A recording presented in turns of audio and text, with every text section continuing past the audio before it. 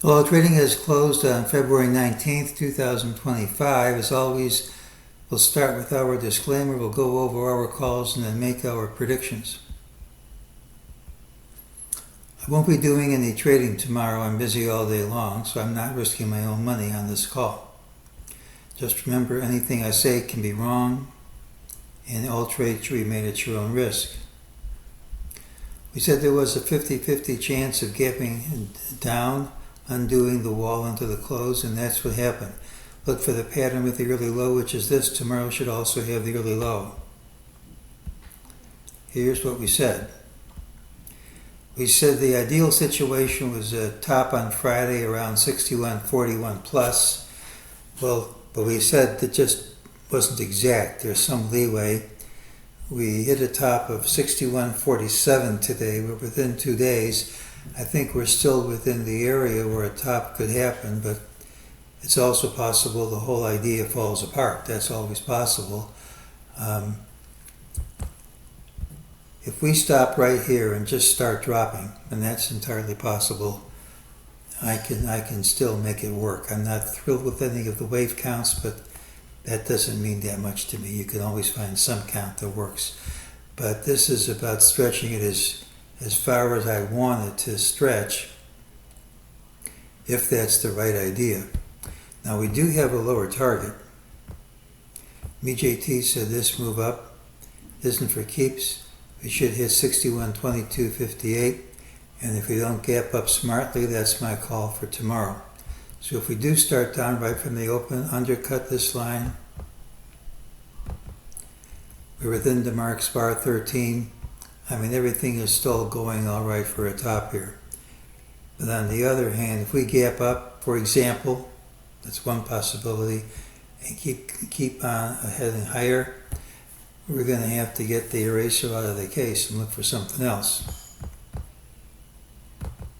Now remember, I'm still saying we're in the fourth wave.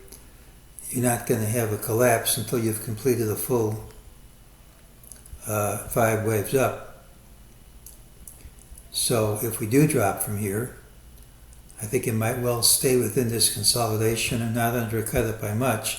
So in percentage terms, we're not looking for a collapse here. But still, it should have an impulse going higher if this is the right idea, and I can't count this as an impulse. So at some point, there should be a C wave down to complete the fourth wave before we get another impulse up. Not looking for a disaster in terms of percentage, but still I wouldn't want to sit through it.